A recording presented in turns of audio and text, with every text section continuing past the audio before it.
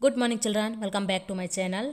आज हम हिंदी से संस्कृत में अनुवाद करना सीखेंगे। बहुत ही सरल है, बहुत ही आसान है। आपको एक बार में ही बहुत ही अच्छे से समझ आ जाएगा।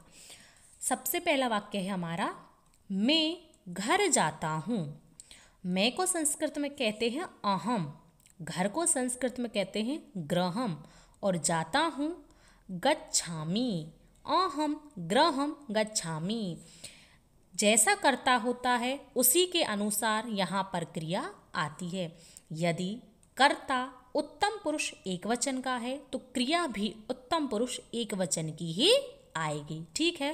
अहम के साथ मी आता है, जैसे अहम खादामी, अहम चलामी, अहम अहम प्रक्षामी। ठीक है।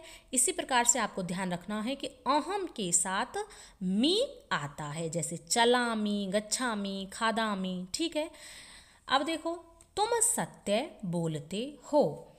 तुमको कहते हैं त्वम संस्कृत में, सत्य को सत्यम, बोलते हो वदसी, त्वम सत्यम वदसी, तुम सत्य बोलते हो। त्वम के साथ क्या आता है? वदसी, जैसे त्वम वदसी, त्वम खादसी, त्वम चलसी। ठीक है। इस प्रकार से आपको ध्यान रखना है कि त्वम के साथ सी आता है, अहम के साथ मी आता है। त्वम यह मध्यम पुरुष एक वचन का करता है, तो इसके साथ मध्यम पुरुष एक वचन की ही क्रिया आएगी। ठीक है। इसका आपको ध्यान रखना है। तुम दोनों कहाँ जाते हो? तुम दोनों को संस्कृत में कहते हैं युवाम, कहाँ को कहते हैं कुत्र, और जाते हो को गच्छतः।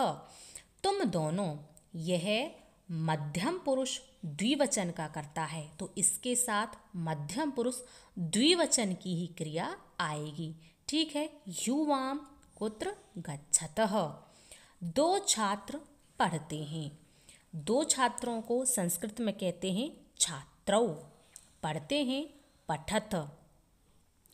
यहाँ पर दो छात्र को छात्रौ ये नहीं कहेंगे हम कि द्वे छात्रः पठत, दोनों को हम छात्रौ में कह देते हैं। ठीक है। छात्रौ पठत। यदि यहाँ पर एक छात्र होता तो हम कहते छात्रः पठति। कर्ता और क्रिया का आपको ध्यान रखना है कि द्विवचन का कर्ता है तो क्रिया भी द्विवचन की आएगी। यदि यहाँ पर बहुवचन होता, यानी कि तीन छात्र होते या तीन से अधिक होते, तो हम लिखते छात्राः पठन्ति। ठीक है। कर्ता के अनुसार क्रिया बदलती है, इसका आपको ध्यान रखना है। यदि यह दो हैं तो छात्रौ पठतः, द्विवचन का कर्ता और द्विवचन की क्रिया। ठीक है। अब देखो, गायक गाना गाता है। जो गायक है वह गाना गाता है, तो गायक को कहते हैं गायक, गाना को गीतम, और गाता है गायति, गायक गीतम गायति। छात्र टीवी देखता है, तो छात्र को छात्रः, टीवी को संस्कृत में कहते हैं दूरदर्शनम, देखता है पश्यति, छात्रः दूरदर्शनम पश्यति। यदि दो छात्र होते तो हम लिखते छात्रौ दूरदर्शनम पश्यतः, और बहुत सारे होते या तीन होते तो छात्रः दूरदर्शनम पश्यन्ति। ठीक है। कर्ता और क्रिया का आपको ध्यान रखना है। यह मैं बार बार आपको बता रही हूँ कि मिस्टेक वाक्य बनाने में यही होती है कि कर्ता आपका एक वचन का होता है और आप क्रिया द्विवचन की या बहुवचन की लगा देते हो, तो इसीलिए इनका ध्यान रखना है।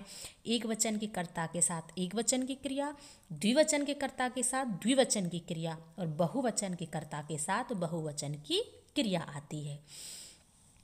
तुम किताब पढ़ते हो, और तुमको त्वम, किताब को पुस्तकम, और पढ़ते हो को पठसी। त्वम के साथ क्या आता है? पठसी, त्वम पुस्तकम पठसी, तुम किताब पढ़ते हो। हम बाजार जा रहे हैं। हमको संस्कृत में कहते हैं वयम, बाजार को आपणम, जा रहे हैं गच्छामः। वयम यह उत्तम पुरुष बहुवचन का करता है, इसके साथ उत्तम पुरुष बहुवचन की ही क्रिया आएगी। हम सब बाहर खेलते हैं। हम सब को संस्कृत में कहते हैं वयम। बाहर को बहि, खेलते हैं क्रीडामः। ठीक है। अब देखो, कोयल काली होती है, तो कोयल को पिकः, काली को कृष्णः होती है भवती। पिकः कृष्णः भवती, कोयल काली होती है।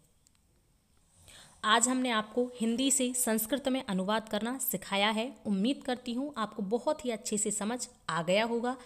अगर आपको अच्छे से समझ आता है, पढ़ाने का तरीका पसंद आता है, तो वीडियो को लाइक करें, शेयर करें और चैनल को सब्सक्राइब अवश्य कर लें। अब हम मिलेंगे नेक्स्ट वीडियो में, तब तक के लिए धन्यवाद।